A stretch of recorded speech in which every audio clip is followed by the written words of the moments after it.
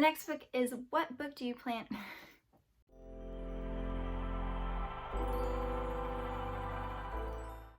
Hi friends, welcome to Faye Reads, where I talk about books and other things that make the mundane more magical. Today we're talking about Goodreads. So I've tagged myself in the Goodreads tag because I've been on Goodreads for a while, and I haven't, even though I've been posting booktube videos and doing bookstagram things, I haven't shared my Goodreads account. So I started my Goodreads account in July of 2009. And ever since then, it's just been private. I've only added people I know in real life or just random people here and there that managed to find me somehow.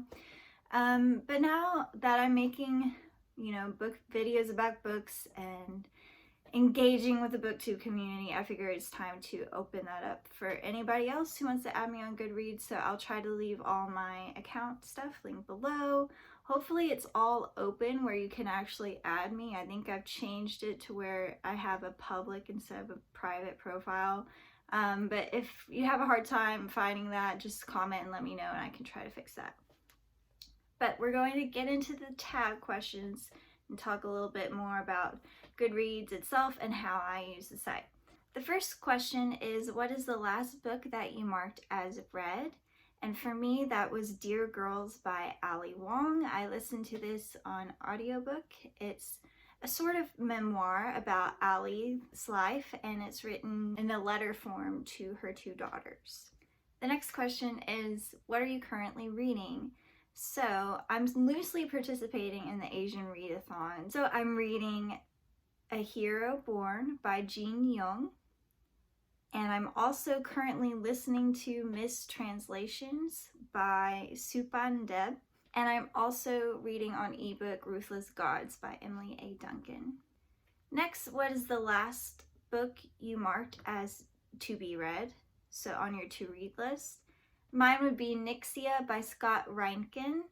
And I discovered this book via a book haul video here on BookTube. I can't remember which one it was off the top of my head, but it sounded really interesting. It's about some alien planet where they will only accept children, so only people under 18 are allowed to visit this alien planet, so I was intrigued. Next is, what book do you plan to read next? So I have a few books on hold at the library, so I definitely plan on reading them soon because I have them reserved and I want to be conscientious to, other patrons of the library. So the first book is on audiobook. It's called Nobody Cares by Anne T. Donahue. I also have on hold House of Earth and Blood by Sarah J. Maas, which I feel like needs no explanation. She's huge on YouTube. I've read and enjoyed some of her books in the past and some of them not as much, so I'm kind of hit or miss with her, so I figured I wanted to check it out from the library first. But of course, since she as an author is so popular, the wait list on that is really long, so we'll see when I get my hands on it. I was number 4 in line next time I checked, but that tends to fluctuate, so I don't know, we'll see. Next question is, do you use the star rating system on Goodreads? And yes, I do. The thing is, I tend not to think too much about ratings. I just feel it's so subjective, and I don't even trust my own opinion on books sometimes because I feel like it's so dependent on the mood I'm in and what book I read right before, or like books in recent memory. I like compare what I'm currently or what I just read to books that are in recent memory more so than books I've read further in the past, and it's just all such a subjective thing. So I don't try to think too hard about it. I just go off what the stars are marked as on Goodreads, and I believe it's 1 star is didn't like it, 2 stars it was okay, 3 stars I liked it, 4 stars I really liked it, 5 stars it was amazing, or whatever. So that's generally how I just gauge how I feel about a book in the moment as soon as I'm marking it as read on Goodreads, and don't think about it too much. The next question is, are you doing a 2020 reading challenge? And my answer is not really. I ended up reading about 70 books according to Goodreads, which I feel like is not entirely accurate because somehow I always leave off a few books. I don't intend to. My goal for this year is basically to read more than last year, so that's at least 71 books. So as long as I read 71 books, I will consider myself having met the goal. The next question is, do you have a wish list? And I'm not entirely sure what that means. I don't know if there's a wish list options on Goodreads. If so, I'm not aware of one. But I do tend to use my to-read list as a sort of wish list. And if you look at my profile, you'll notice that my to-read list, let me check the numbers here. I have 3,049 books on my to-read list. And granted, that's over 10 years I've added that many books. So, but that's still a lot, and I realize that. But that's just one of my favorite things to do, is to get online and discover new books to read. And I add them on Goodreads knowing that I'm not going to get to all of them. I know I'm never going to read that many books. I mean, at the rate I'm going at now, 70 books a year, I probably won't get to that many books in my lifetime. Maybe. Well, I don't know.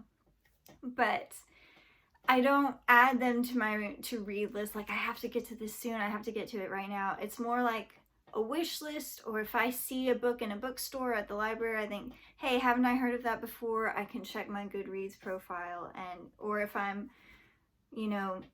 thinking about buying a book, then I can reference my to-read list to find books that I want to buy.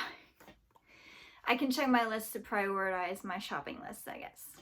That said, about my to-read list, that's kind of inspiring an idea for a future series on my channel.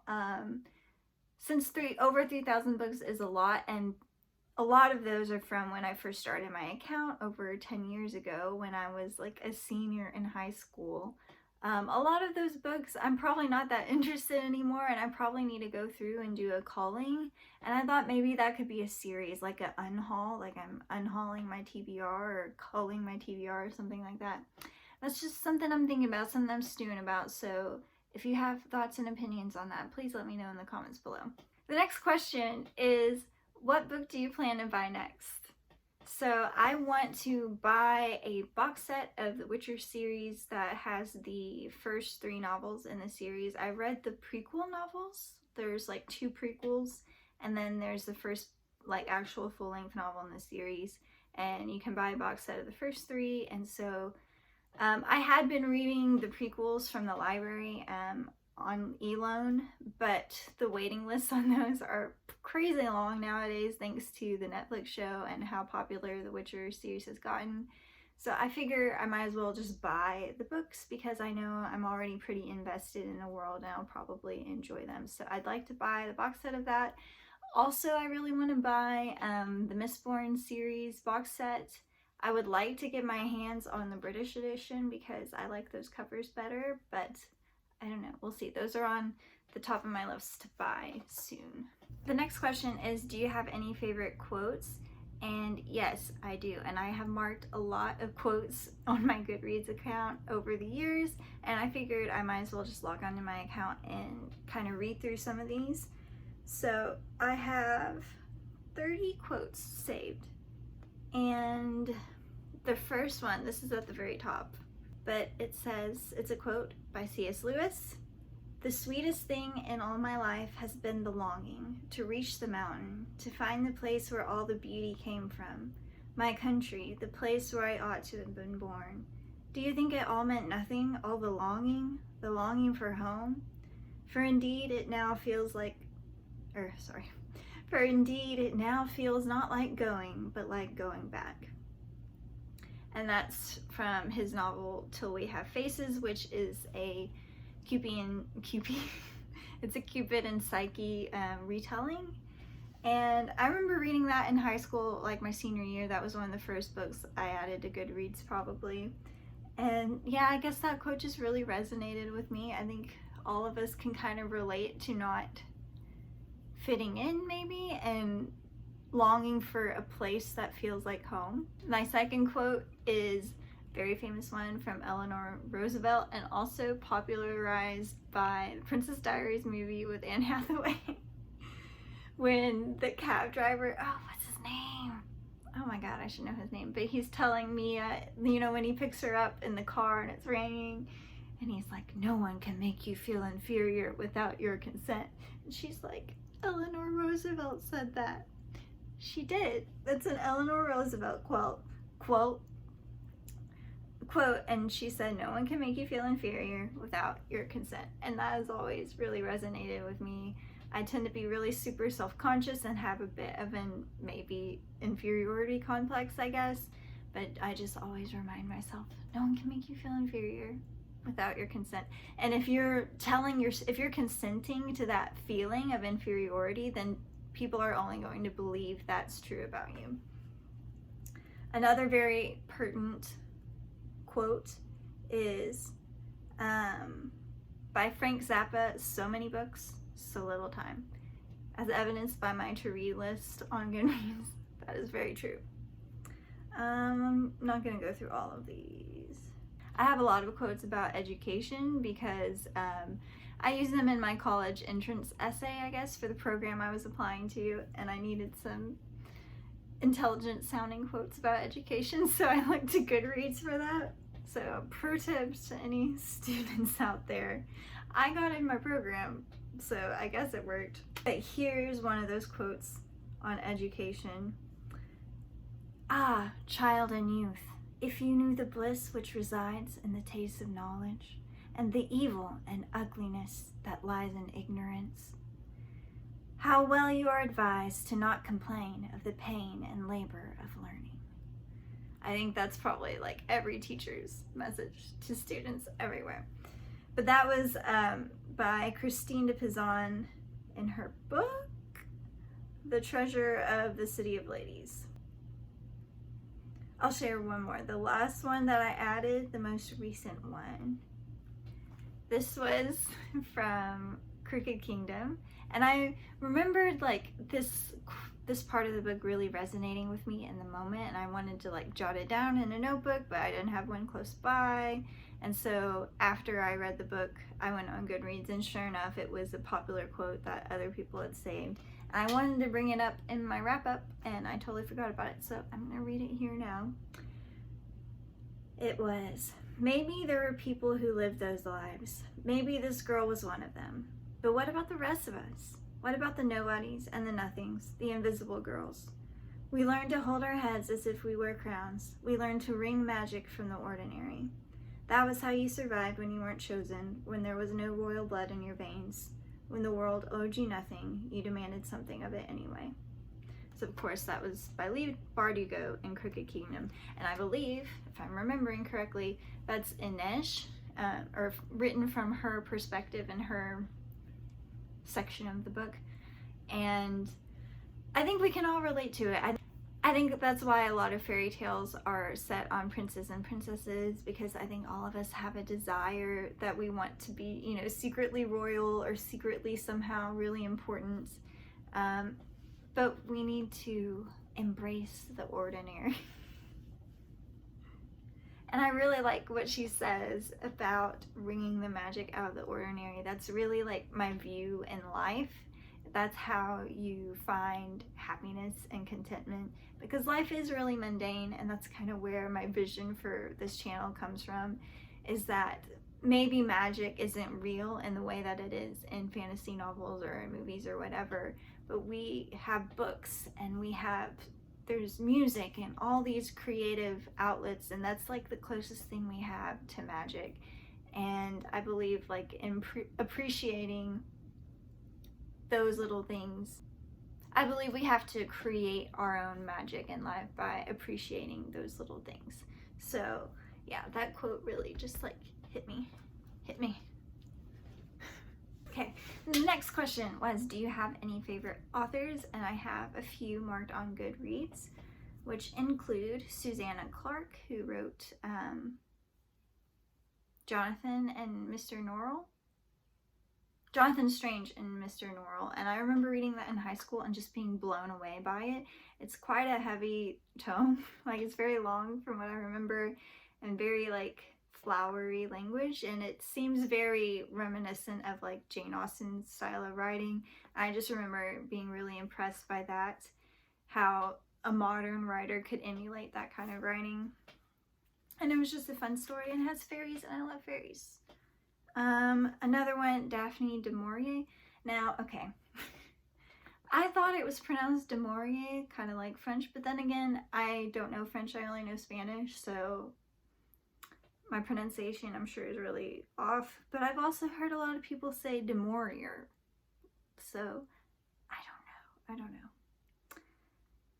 Either way, I love Rebecca. Rebecca is one of my favorite books by her. And then C.S. Lewis, like I mentioned, I read Till We Have Faces about the same time I started my Goodreads account, and I was really impressed by that. Deborah Harkness, she wrote the, you know, that big trilogy about witches, and it was like a mature Twilight, and I remember just being so blown away with it when I was reading those books at the time. Like, that's the kind of style, the kind of vibe of a book that I would like to write. Another author, Juliette Maurier, again, another Frenchy sounding surname that I don't know. I always said Juliette Maurier, but maybe that's wrong. Kelly Link, she's one of my favorite short fiction writers. I love her. And last, but certainly not least, Shauna Maguire, the very prolific author of my favorite series, the October Days series, which everybody should read. I want to recommend it in every video. Okay, the last question is, have you joined any groups on Goodreads? And the answer is no, because like I said before, I mostly use my Goodreads account as a private way. It was mostly just for me to organize all the books that I know about, the ones I want to read, the ones I've read. And I really didn't use it as a social media site. Being very introverted as I am, most social media is less emphasis on the social, more on the media. But I'm trying to, you know, break out of my misanthropic ways and be a little bit more social. So again, I'm going to try to link all my account information below if you want to add me. Are there any groups that I should join? Do you recommend any? I'm sure there's booktube groups or something, but I honestly haven't explored and looked around for any. So just let me know any recommendations you have, any other response to anything I've said. Just share in the comments below. If you like the video, please leave a like, comment, subscribe, do all those YouTube-y things to let me know that I should keep doing this and I should make more content like this. So thanks for watching. Bye.